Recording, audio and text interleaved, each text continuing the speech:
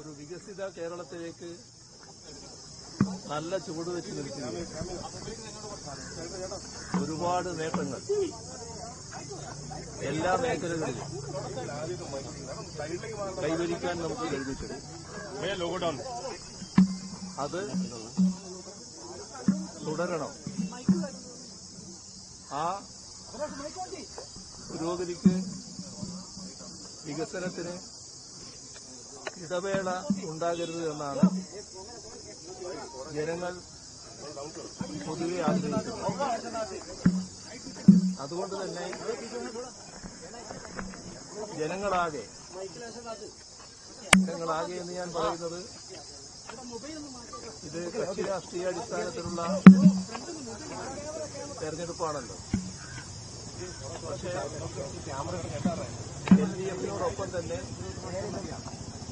LDF-നെ എതിർക്കുന്ന മുന്നണികളിലുള്ളവരടക്കം നാടിന് വികസനം വേണം, നാടിന് പുരോഗതി വേണം എന്ന് ചിന്തിക്കുന്നവരാണ്. ആ ജനത്തിന് വ്യക്തമായ അനുഭവമുണ്ട്. ആ അനുഭവം അവരെ ബോധ്യപ്പെടുത്തിയിട്ടുള്ളത് LDF-ന് മാത്രമേ പ്രതിബദ്ധതയോടെ നാടിന്റെ പുരോഗതി മുന്നോട്ട് കൊണ്ടുപോകാൻ കഴിയുകയുള്ളൂ എന്നാണ്. ഒരു തരത്തിലുള്ള അവ്യാകൃതങ്ങളും LDF ആകുമ്പോൾ ഉണ്ടാകില്ല എന്നവർക്ക് ഉറപ്പുണ്ട്. അതുകൊണ്ടാണ് കേരളത്തിൽ, നമ്മുടെ രാജ്യത്തെ തന്നെ ഏറ്റവും കുറഞ്ഞ അഴിമതി നിലനിൽക്കുന്ന സംസ്ഥാനമെന്ന പദവി ലഭിച്ചിട്ടുള്ളത്. ഇതിന് കാരണം ഒരു സംശയവുമില്ലാതെ ജനങ്ങൾ കാണുന്നു, LDF-ന്റെ സംസ്കാരം കൊണ്ടാണ് അത് നേടിയിട്ടുള്ളത്. ഇത് മറ്റേതെങ്കിലും കൂട്ടർക്ക് കഴിയില്ല എന്നും അവർ കാണുകയാണ്. അതോടൊപ്പം ഒരുപാട് പ്രതിസന്ധികൾ നമ്മുടെ നാടിന്റെ പുരോഗതിക്ക് തടസ്സമായി വരത്തക്ക രീതിയിൽ ഉയർന്നു വന്നിട്ടുണ്ട്.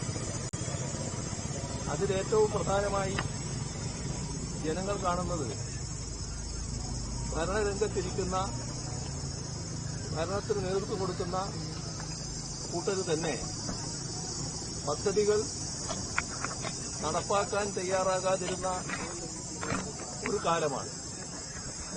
ആ കാലം 10 വർഷം മുൻപ് അവരുടെയെല്ലാം ഓർമ്മയിലുള്ളതാണ്. എന്നാൽ എത്രമാത്രം പ്രതിബദ്ധതയോടെ അത്തരം പദ്ധതികൾ മുന്നോട്ട് കൊണ്ടുപോകാൻ LDF സർക്കാർ തയ്യാറായി എന്നത് അവരുടെ അനുഭവത്തിലുള്ളതുമാണ്. ഇത് താരതമ്യപ്പെടുത്തുമ്പോൾ ഈ കാലം, ഈ 10 വർഷം നാടിന്റെ വിവിധ മേഖലകളിലുണ്ടായ പുരോഗതി, അതിനടിസ്ഥാനം LDF ഗവൺമെന്റ് രൂപീകൃതമായതാണ് എന്നും അവർ കാണുന്നു. രാഷ്ട്രീയമായി അഭിപ്രായ വ്യത്യാസമുള്ളവരടക്കം സംസ്ഥാന ഭരണത്തിന് നേതൃത്വം കൊടുക്കുന്നത് LDF ആകണമെന്ന് ഇതെല്ലാം കൊണ്ട് തന്നെ ഉറച്ചു വിശ്വസിക്കുകയാണ്. അതോടൊപ്പം മറ്റൊരുപാട് പ്രതിസന്ധികൾ നമുക്ക് നേരിടേണ്ടി വന്നിട്ടുണ്ട്. നമ്മൾ ആകെ തകർന്നു പോകുമെന്ന ഘട്ടം വന്നിട്ടുണ്ട്. നമ്മളെ മുന്നോട്ട് നീക്കാൻ തടസ്സമുണ്ടാക്കും വിധത്തിലുള്ള വിവിധ ഇടപെടലുകൾ ഉണ്ടായിട്ടുണ്ട്.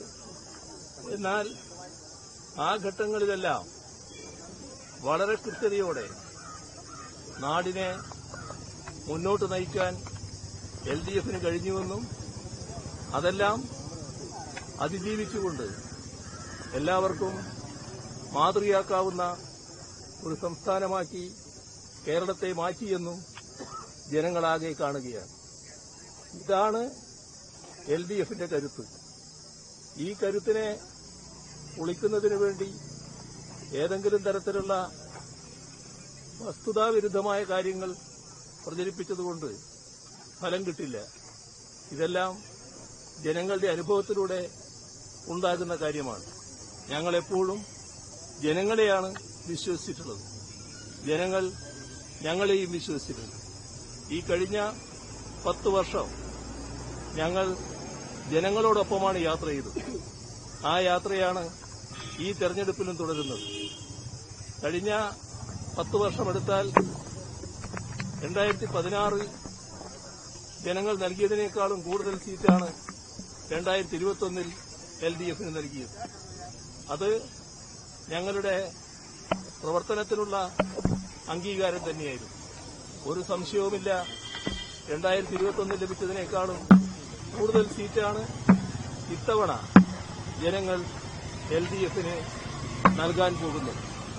ഞങ്ങൾ ജനങ്ങളോടൊപ്പമാണ്, ജനങ്ങൾ ഞങ്ങളോടൊപ്പമാണ്. നമുക്ക് ഒരു വികസിത കേരളം, അതാണ് ഞങ്ങൾ LDF പറഞ്ഞ നവകേരളം. അത് ഒരു സ്വപ്നമല്ല, സാധ്യമാക്കാവുന്ന ഒരു പദ്ധതിയാണ്. അതിലേക്ക് നമുക്ക് നീങ്ങാം. 2031ലേക്കുള്ള കേരളം എങ്ങനെയാണ് എന്ന് നേരത്തെ തന്നെ വ്യക്തമാക്കി കഴിഞ്ഞതുമാണ്. ഏറ്റവും പുതിയ വാർത്തകളും വിശേഷങ്ങളും വിരൽത്തുമ്പിലറിയാൻ സീ മലയാളം ന്യൂസ് എല്ലാ ഡിജിറ്റൽ പ്ലാറ്റ്ഫോമുകളിലും ലഭ്യം.